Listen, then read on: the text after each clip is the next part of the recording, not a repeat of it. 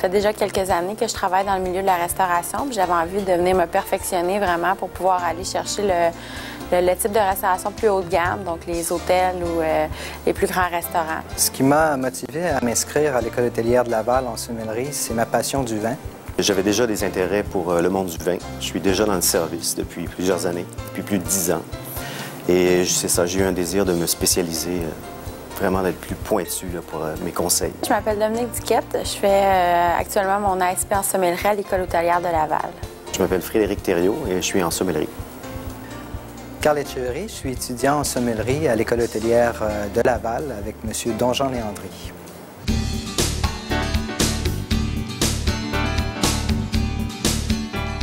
Alors, mon nom, c'est Donjean Léandry et j'enseigne une SP en sommellerie, c'est-à-dire une attestation spécialisée en sommellerie à l'École hôtelière de Laval. Alors, une journée typique pour un sommelier, une journée de sommelier, c'est premièrement de s'occuper de la cave, donc de s'occuper par exemple des inventaires, placer des bouteilles, refaire l'inventaire du jour, ça, placer des bouteilles au frigidaire par exemple le matin, s'assurer de la propreté des verres, s'assurer de tout le matériel de service, que ce soit les carafes à décanter ou les carafes pour passer les vins en carafe. Et puis le sommelier est en contact bien sûr avec la cuisine. Il peut discuter avec le cuisinier pour faire l'accord des mets et des vins en étroite collaboration. Puis ensuite de ça, bien, il y a le moment du service qui est quand même la partie clé. C'est ça pourquoi on fait ce métier-là. Donc, on va conseiller les gens sur les vins, on va ouvrir des vins, on va travailler en équipe aussi avec le reste de la brigade.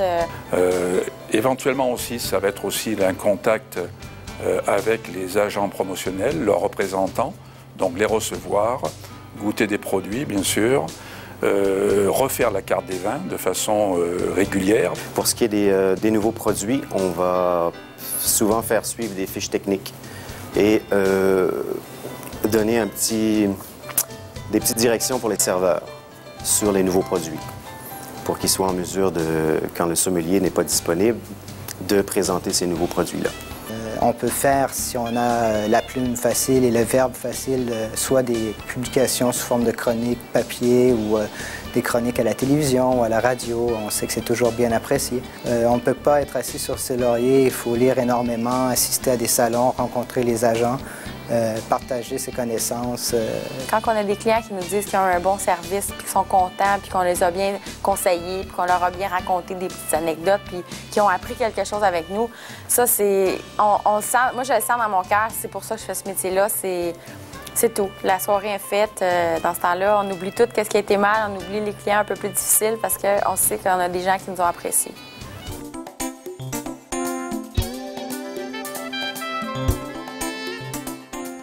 Ben, les aptitudes nécessaires, premièrement, c'est certain, il faut avoir de l'humilité, je pense, parce qu'on n'est pas là pour étaler nos connaissances. Hein, les clients, souvent, ils sont intimidés par un sommelier, une sommelière, donc il s'agit simplement de présenter le vin, d'essayer de les guider avec le plus d'humilité possible. Il faut avoir une connaissance des différents cépages qui sont utilisés dans l'élaboration des vins, les principaux cépages. On parle d'à peu près 65 cépages pour un sommelier pour avoir une connaissance de base, parce qu'il y en a des milliers à travers la planète. Il faut être un peu vendeur aussi, parce qu'il ne faut jamais oublier dans le service de restauration, on a des produits, c'est une chose, mais il faut les vendre. Alors on travaille avec une carte des vins souvent complexe, on a les connaissances, mais il faut vendre ces vins. Il faut avoir développé des habiletés techniques, ça se fait au quotidien. Hein? Alors, présentation du vin, ouverture de la bouteille de façon convenable, décanter, mettre en carafe. Et c'est des automatismes qui se font avec la pratique pour que ça soit fait de façon naturelle, avec une aisance, et puis que ça soit fait de façon propre, mais sans tomber dans le maniérisme, que ce soit jamais un cirque. Il faut que ça soit fait de façon naturelle. Il faut avoir envie de partager un engouement pour un plat, pour un accord avec le vin approprié. C'est d'avoir de l'entre-gens, bien entendu, de pouvoir converser avec les gens.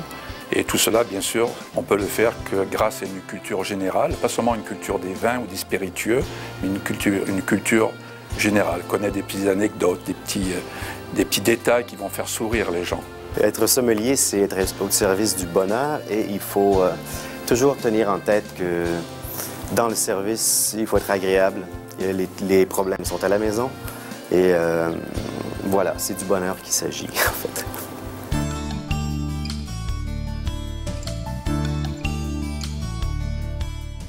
La formation de sommellerie commence donc au mois d'octobre, début octobre, et se termine à la mi-avril. Mais il y a une interruption aussi durant le mois de décembre pour permettre aux étudiants qui, pour la plupart, sont déjà employés dans des établissements, de pouvoir travailler durant le temps des fêtes. Donc c'est une formation qui dure en tout et pour tout 450 heures. Et ça comprend un stage aussi dans le milieu du travail. Une journée type avec Don Jean, le professeur. Les matinées sont académiques et l'après-midi, dégustation. Et on en déguste. Plus on avance dans l'année, plus les dégustations se font à l'anonyme. Donc, on a des verres devant nous, on doit essayer d'identifier ce que c'est. Donc, ça pratique d'autres aspects qu'on doit développer dans le cours. On voit les grands pays producteurs comme les pays européens, France, Espagne, Italie, et ici les pays du Nouveau Monde également. Il y a beaucoup de théories, c'est un fait, il y a beaucoup de théories. Donc, on aborde différents modules, on parle de l'histoire, un peu l'histoire de la vigne et du vin. Ensuite, on parle d'énologie, bien sûr, on fait un survol sur l'énologie. Je ne veux pas en faire des œnologues, mais pour connaître le vin, pour comprendre le vin et comprendre les spiritueux, il faut connaître les méthodes d'élaboration. On apprend aussi l'accord mets et vin. Ça, c'est très important. La dégustation du vin, c'est une chose. On apprend à décortiquer le vin, ses saveurs. Maintenant, il faut l'appliquer sur un plat. On apprend la décantation. Quoi décanter, comment décanter aussi. Les verres appropriés pour les différents types de vins parce qu'on ne sert pas les mêmes vins, tous les vins dans le même verre. Donc, notre enseignant en sommellerie, c'est Don Jean Léandry. C'est un professeur qui a voyagé de par le monde, qui a des connaissances énormes. C'est effrayant, tout ce qu'il connaît, tout ce qu'il sait. Il est allé partout, il a tout vu. C'est sûr qu'il dirait qu'il n'a pas tout vu, mais il a vu beaucoup, il connaît beaucoup de choses. Donc, c'est un passionné de la restauration. C'était un réel cadeau. C'est un passionné. C'est quelqu'un de très humble en même temps. En dégustation, il est très à l'écoute et très respectueux. Et ça, c'est très important parce que c'est intimidant, la dégustation, au début. Le cours de sommellerie, c'est beaucoup d'études. On ne se le cachera pas. Il faut étudier. On a beaucoup de théories à voir, mais ça a un côté pratique parce qu'on peut tout de suite aller vérifier ce qu'on a appris. On va à la SAQ, on se promène dans les rayons. Ah, j'ai appris ça aujourd'hui. On l'achète, on goûte. Donc, ça a un côté vraiment théorique-pratique très, très relié. Je suis très fier de cette année passée ici à l'École hôtelière de Laval. J'avais entendu parler du cours par des collègues. On m'avait dit que c'était bien. Je pense que c'est un petit peu mieux que ça.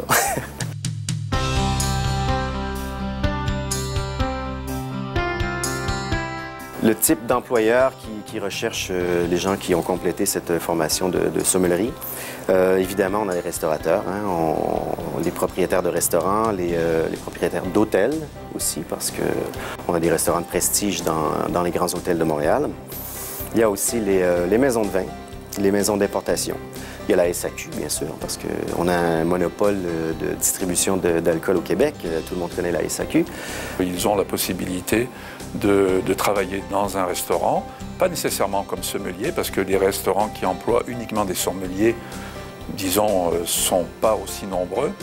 Hein. Il y a encore des restaurateurs qui pensent que le métier de sommelier, c'est la 5e roue du carrosse, alors qu'en réalité, c'est un rouage nécessaire à la bonne marche d'un grand établissement. Mais ce qui est encourageant, c'est que la plupart des grands restaurants aujourd'hui emploient des serveurs, des serveuses qui ont une formation en sommellerie.